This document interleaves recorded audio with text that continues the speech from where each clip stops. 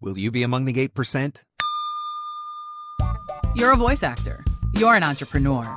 You're a VOPRENEUR. Welcome to the Everyday VOPRENEUR podcast, your guide through the business of voiceover. Your number one marketing tool is your voiceover demos. When you're posting them online, you want to be sure they're playable on any device and with any browser. The VoiceZam player does exactly that. Sign up at msvo.me/msvoicezam and receive 3 months of VoiceZam for the price of one. Sign up now at msvo.me/msvoicezam. The VOPRENEUR podcast. Hey, it doesn't suck. Not as funny as Conan.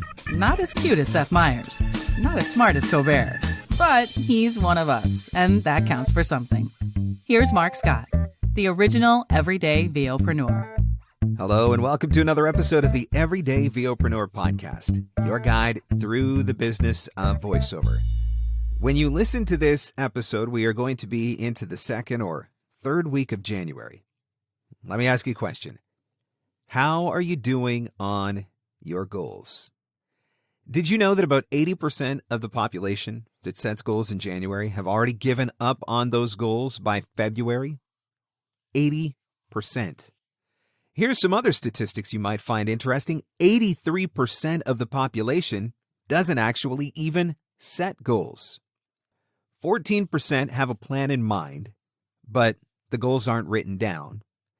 And only 3% actually set their goals and write them down. And you can guess what segment of the population those 3% are. They're the ones that are accomplishing the things that they want to accomplish. They are the ones that are taking their dreams and turning them into a reality. So, are you going to be among the 8%? What I mean by that, it's another goal statistic. 92% of the people that set goals don't even see them through till the end of the year. 8% achieve their goals. 8% see it all the way through until December 31st and achieve their goals. Most people are not getting what they want in their life because they're not writing it down and they're not getting clear about what they actually want.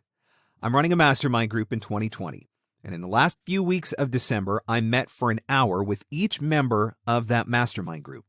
And in that meeting, we were setting their goals for 2020.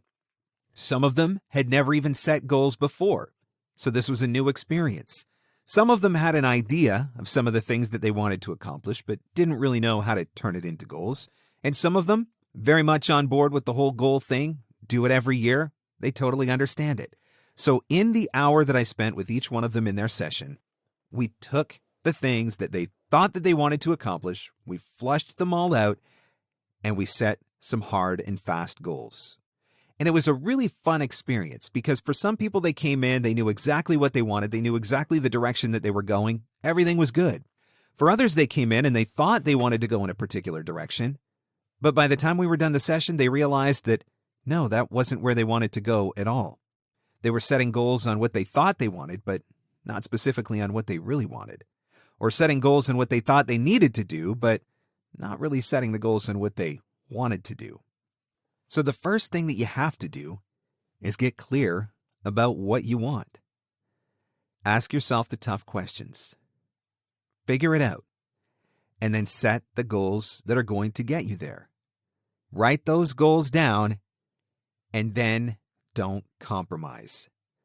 Part of the reason why so many people fail to achieve their goals is because they compromise. Let me give you some examples.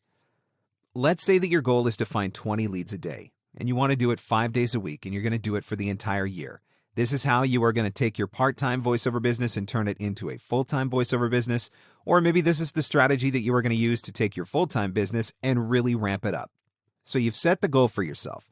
I'm going to find 20 leads a day. I'm going to do it 5 days a week, which means that I'm going to have 100 new leads every single week. And so you do it for a little while. But then maybe one week, you've got some stuff going on, some other things, maybe personal, maybe business, whatever it is, but you decide, you know what, this week I'm just not going to get it done, so I'm going to go ahead and I'm going to do 15 leads a day. What you've just done is given yourself permission to fail at your goal because you've compromised. And you've justified it based on a feeling in the moment, as opposed to the overarching picture of what you're trying to accomplish over 12 months. Because today, or because this particular week, you didn't feel like you could get to 20, you allowed yourself to compromise and get to 15. The problem is the first compromise will lead to a second compromise, will lead to a third compromise, and before you know it, you're no longer working towards your goal. One cheat day turns to 2, and then 3. And before you know it, you've gotten so far off track that you feel like getting back would be impossible. So what do? You give up. And it's not just with leads that I'm talking about this. It's with anything that you put on your goal list. I'm going to exercise 5 days a week. But then after a few weeks, you let it slide to 4. Well, then you get comfortable at 4. So then all of a sudden it doesn't feel so bad that one week when you let it slide to 3. And before you know it, you're not moving towards your goal anymore. I'm going to read 2 books a month. But then 1 month you were really busy and you only finished reading 1 book. So you decide that maybe 2 books a month isn't necessarily attainable. So maybe 1 book a month would be okay. So you compromise on your goal a little. And then within a few months, because you've let yourself slide, now you're only reading 1 a month. And then before long, you're only reading half a book a month. And then maybe 1 month you don't even read 1 book at all. When you compromise on your goals, you give yourself permission to fail. I want you to write this down. Successful people make decisions based on goals, not feelings. Let me say that again, and maybe you've heard me say it before. Successful people make decisions based on goals, not feelings. That means when you wake up in the morning, you do what you committed to doing because that's what you committed to do, regardless of whether you feel like it or not.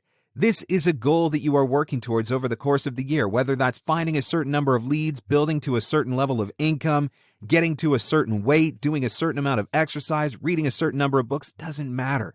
The point is, there's a reason why you set those goals for yourself in January. And if they are a priority, then you need to do what you need to do to get it done. You push through the initial discomfort. And when you do that, what happens is you start to create a habit. So if you tell yourself that you are going to read 2 books a month, and the way that you're going to read 2 books a month is by reading for 30 minutes every single day, then you commit to reading 30 minutes every single day. No matter what, you find a way to find 30 minutes to read. And before long, that reading becomes a habit.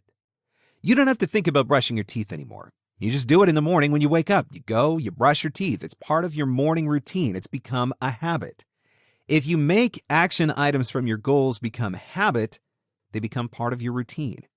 It doesn't mean you don't have to hold yourself accountable anymore. It doesn't mean that you don't have to measure your progress. It simply means that it's going to get easier for you. If you read for 30 minutes a day, every day for the month of January, all of a sudden it's going to seem like a lot easier thing to do in February. And by March, you're going to be doing it without even thinking about it. And that is the way that you're going to move towards your goal. If you want something bad enough, you're going to find a way. And if you're not willing to find a way, and if you're not willing to do whatever it takes, maybe you don't want that thing bad enough. And maybe that's a symptom of a greater problem. Maybe you need to reevaluate your goals at that point because maybe you're not really working towards the things that you want to work towards. Maybe you just threw some things on a list because you felt like it's what you should do, but they're not actually what you want for your life and for your business. As I continued to meet with each member of the mastermind and get those goals settled down, we got them to a place where they were things that they were excited about. We took out all the stuff that wasn't really important. We took out all the stuff that wasn't really a priority. And then what was left, we prioritized as a list and started making strategic plans so that they can work towards those things intentionally. And that's when it becomes really easy to get excited. And that's when it becomes really easy to be committed.